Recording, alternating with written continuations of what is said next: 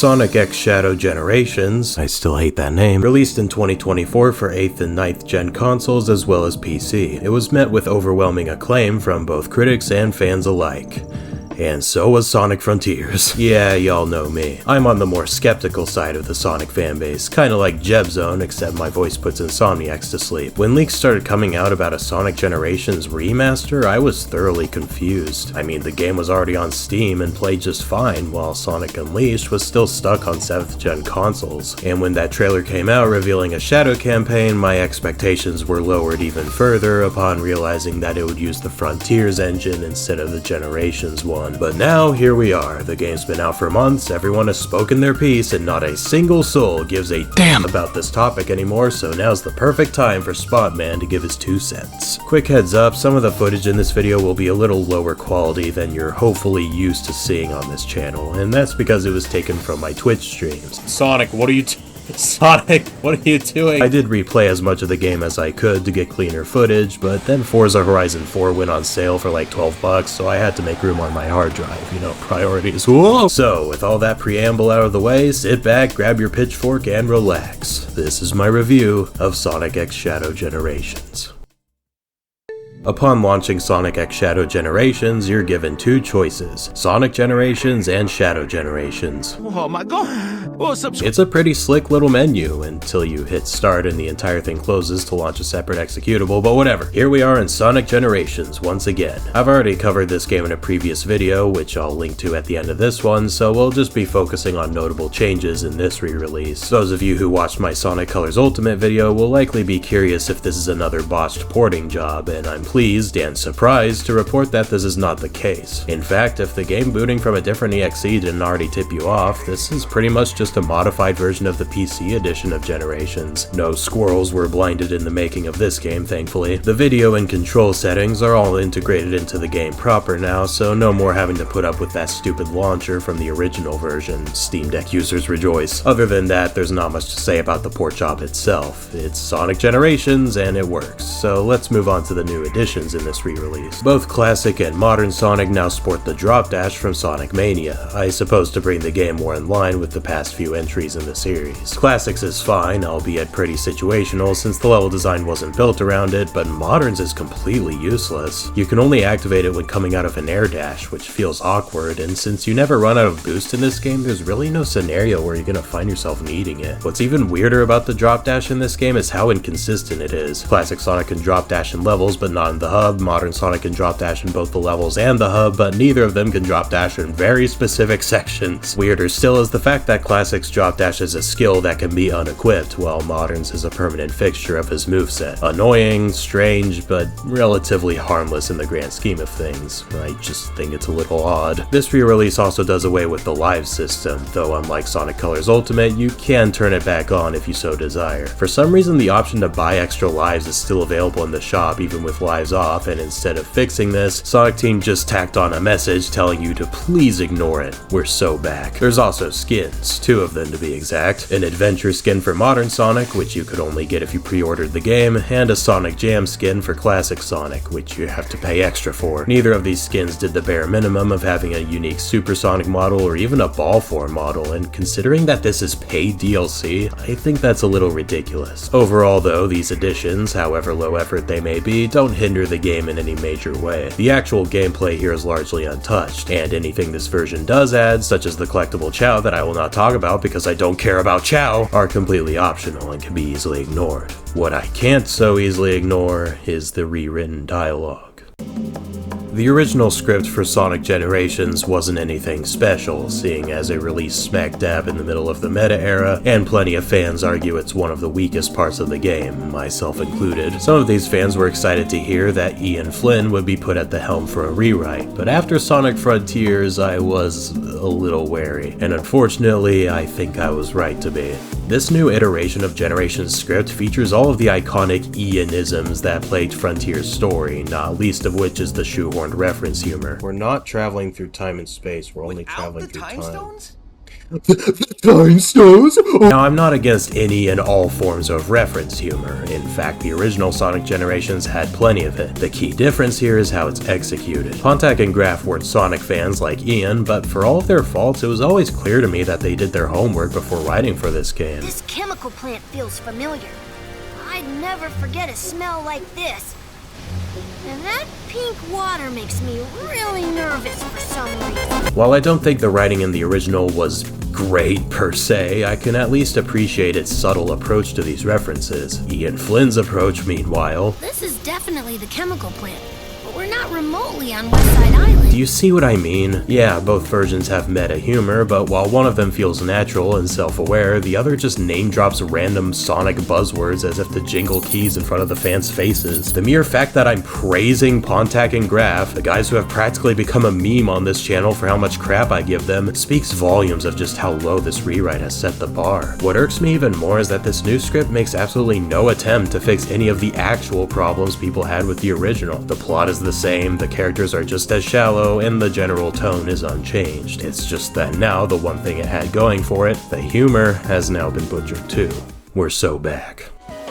Overall, Sonic Generations in this collection is fine. The gameplay additions are largely harmless, and there's some nice quality of life stuff here too. And while I do have major gripes with the rewritten script, I will concede that nobody really plays this game for the story anyway, so it can only really matter so much. Still, I can't help but lament the missed opportunity to make the story good enough that people don't skip the cutscenes every time, but hey, what can you do? It's Sonic Generations, it plays fine, and it's $30 more. That brings us to the other half of this package, Shadow Generations. Despite what the game's marketing would have you believe, this isn't really an expansion of Generations as much as it is a separate thing entirely. I was pretty disappointed to learn this, and even more disappointed when I saw the trailer that looked exactly like Sonic Frontiers cyberspace gameplay, but hey, I'll give it a chance. Other people seem to be enjoying it, so let's see what Shadow Generations is all about. Shadow is on the space colony Ark for some reason, go watch the funny YouTube video to find out more, when Black Doom from Shadow the Hedgehog suddenly shows up. See, the Time Eater's space-time shenanigans ended up giving this guy a new lease on life, and now he wants to turn Shadow into the ultimate weapon and get him on his side. Shadow has to resist Black Doom's alien Riz while wrestling with the thought of losing Gerald and Maria again, who also happen to be brought into the mix. It's a simple concept, but I'm pleasantly surprised to say that it's executed pretty decently. The plot has emotional stakes, the characters are represented well, and the writing is genuinely good at times, proving that Ian Flynn can make good stories. Speaking of the story, the cutscene animation is really good for a modern Sonic game. In fact, it's shockingly good at times. Like, was I transported to an alternate universe where Sonic Team hires actual animators? Shadow especially is so expressive and full of life, but in a subtle way that doesn't sacrifice his stoic demeanor. The voice acting, as to be expected with these modern games, is where I'm a little mixed. On the positive end of things, I don't think I've ever fully appreciated Kirk Thornton as Shadow until playing this game. I know people have varying opinions on this guy, but I personally think he kills it as Shadow. He walks a fine line between David Humphrey and Jason Griffith's takes on the character, taking cues from both while putting his own spin on it. I love it. Roger Craig Smith voices Sonic for a couple brief scenes here, and he's back to the nasally, bratty version of the character heard pre-Frontiers. I've discussed at length in several previous videos why I think he's ill-cast, so I won't belabor the point in this one, but I will give credit to the voice directors for not making him do a constipated Batman impression like his previous outing. As for everyone else, they're fine, I guess. Gerald sounds exactly like Eggman, Rouge's delivery is painfully awkward, Maria sounds like a mouse getting strangled, and Black Doom sounds like Black Doom. The in-game presentation is largely on par with Frontiers, but the visual design is a little more cohesive and polished this time. There is some fantastic spectacle in Shadow Generations, with the Black Doom sections and their Doctor Strange-esque reality warping especially being a highlight. The environments in general are a lot more pleasing this time around, with the art style largely returning to how it was in, well, Generations, go figure. Though while the environments look great, I do have some grievances with the level roster. The original Generations celebrated Sonic's history, so you'd think that Shadow Generations would celebrate Shadow's history, right? Well, most of the levels here do return from games that technically featured him, but I have to question some of the choices made here. The game opens with Final Rush instead of Final Chase, and the penultimate level is Chaos Island from Sonic Frontiers, a game that Shadow wasn't even in. Most egregious of all, though, is the fact that there is not a single level from Shadow the Hedgehog. Like, how? What makes this whole thing even more bizarre is the constant reuse of Radical Highway. Yeah, sure, it's essentially Shadow's version of Green Hill, being his first level in his first game, so it makes sense that it's here, but does it need to be here this much? It rears its ugly head every single time Black Doom rears his, and it even uses the same crappy remix of the song every time. Oh right, the music. I'm probably digging my own grave with these Sonic music takes at this point, but personally, I don't like it. Sonic Generations OST was one of my favorites in the whole series, featuring pleasant and creative renditions of the original level themes for both modern and classic Sonic to suit their respective styles. Shadow Generations OST, on the other hand, butchers these iconic themes with some of the most blatantly low-effort EDM dubstep slop I have ever heard from this series. I think I'm starting to hear what people who hated Force's soundtrack heard. If we're going all in with the 2000s edge that Shadow is known for, why not have an industrial metal sound? Wasn't that Shadow's whole thing? You know, throw it all away, I am all of me, all hail Shadow, that kind of sound? No? Okay. That finally brings us to gameplay, and I'm not gonna beat around the bush here. This is, for all intents and purposes, Sonic Frontiers 2. Well, maybe Sonic Frontiers 1.5 would be a more accurate moniker. There's only one open zone as opposed to 5, and the progression is a lot more linear. If you ask me though, I actually prefer things this way. While the experience is pretty short overall, I would rather that be the case than the game being so bloated that it completely discourages return playthroughs. Anyway, with its linear structure, the main action stages and bosses are all required, which makes sense. However, the challenge acts also return from Sonic Generations. What made the challenge acts nice in the base game is that you only have to complete one of them for each zone, and there's enough wiggle room to where you can completely avoid any challenges you don't like. In what I can only assume is an attempt to pad out the runtime, Shadow Generations makes all of these required. Why? I mean, there are less of them, and there aren't any that quite reach the low lows that the original game did, but it still really irks me, and it reminds me of Sonic Colors in a negative way. Actually, this game takes a lot of cues from Sonic Colors, but we'll talk about that in a second. The controls are improved from Frontiers, but while many are lauding them as the best the series has ever seen, I disagree, to put it politely. The controls and physics certainly feel more polished than Sonic Team's previous project, but they still inherit the fundamental problems that have been around ever since they tried to force Lost World's square peg into the boost formula's round hole. Beyond the lack of pinball physics, which I won't get into here since I've already exhausted the subject, Shadow lacks any real sense of inertia, meaning the game doesn't flow as well as a boost game really ought to. It feels like he's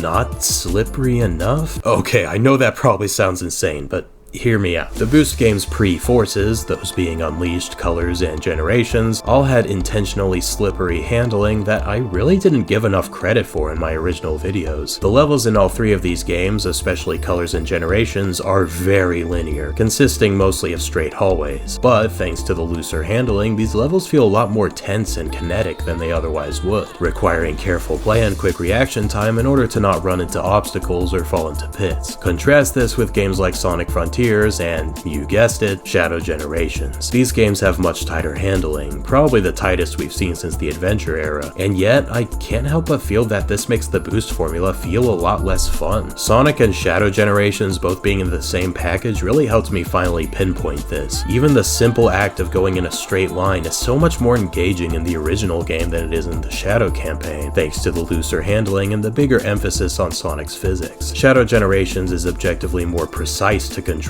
but it's precision at the cost of fluidity, and when it comes to the boost games, I will always take fluidity. Jeez man, first Spontman says the controls aren't precise enough, now he's complaining that they're too precise? Give me a break. Okay, let me clarify. In a game that takes advantage of Sonic's pinball physics for platforming, like say Sonic Adventure, having tight handling makes perfect sense, but for the boost formula specifically, with its straightforward level design that focuses on speed and de-emphasizes the pinball physics, having looser controls control makes it feel more tense and exciting, rather than feeling like you're just drawing a straight line from beginning to end. Hopefully that makes sense. And yes, I know all the bad faith comments were already posted before I made that clarification. I just wanted to lead them on so they could bump up my analytics. It's a little known secret of the trade called being an asshole. Shadow Generations also introduces the Doom powers, which you unlock throughout the campaign. And remember when I said that this game takes cues from Sonic colors? Well, these are wisps. They have an edgy coat of paint to disguise them from the colors haters, but that's what they are. And surprisingly, they're pretty fun. In fact, they're one of the better parts of this game in my opinion, and help break up the monotony of the main gameplay. There's the Doom Spear, Doom Blast, Doom Surf, Doom Morph, Doom Wings, and a Doom cartridge in a pear tree. There, now this video is a Christmas special. The only one of these I'm not a big fan of is the Doom Morph, mainly for just how unreliable and inconsistent it feels to control, but the rest of these are great, especially Doom Surf. There's also Chaos Control, which you get at the start of the game, and this allows you to freeze time when you fill up this gauge at the bottom of the screen. It's an interesting idea, I suppose, but it really doesn't do the level design any favors. So how is the level design in this game? Well, it's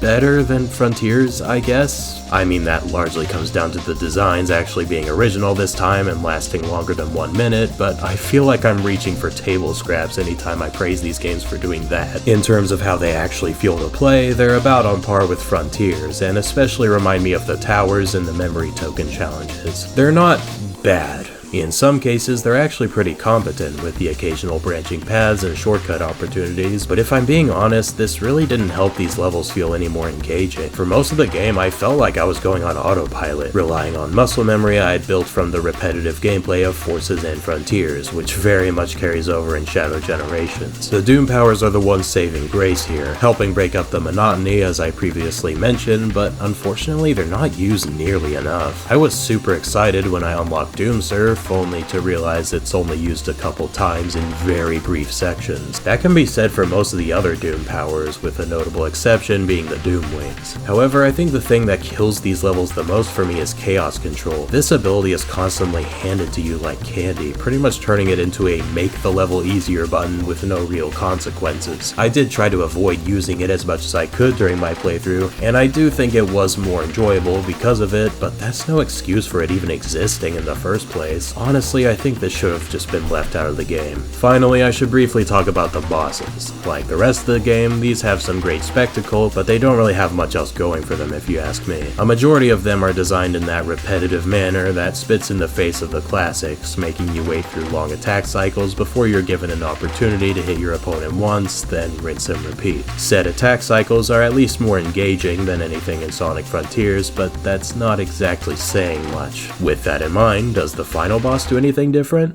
Spoiler alert, skip here if you don't want to see him. No, it doesn't. Ending's nice though.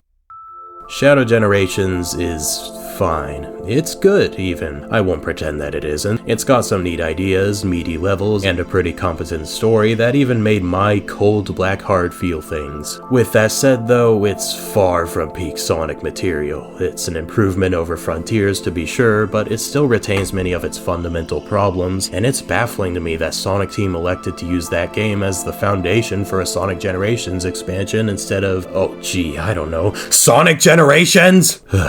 Despite my grievances with it, Sonic X Shadow Generations is a perfectly competent little package. It has a mostly unadulterated version of the original Generations, which is still one of the best Sonic games ever, and it has a brand new game, Shadow Generations, which is what it is, for better or for worse. But is it worth $50? Hell no. Both of these games combined only take a few hours to beat, and you're effectively spending 25 of those $50 on a 13-year-old game that you could have bought for less before this thing released. All of this to say, if you're really interested, wait for a sale. Is Sonic X Shadow Generations a bad game? No, it's not. But from the way everyone is talking about it, you'd think this thing was the second coming of Christ. Even Donkey seemed to like this game, which makes me feel like I'm living in an alternate universe, for the second time today. But hey, if you're one of these people, more power to you. All of my misgivings aside, I'm happy to see Sonic games being released that seem to be satisfying a good portion of the fanbase. As for me though, Sonic X Shadow Generations was fine, but it didn't give me the same religious experience that it seems to have given everyone else. And you know what? That's okay. If you enjoyed this video, be sure to check out my other Sonic content and subscribe for more video game content just like this. You can also become a member for just $1 per month to get your name in the credits, exclusive emojis, and a special channel in my Discord server. But either way, stay tuned, thanks for watching, and as always, enjoy life. Also wishlist Nuclear Cheetah on Steam.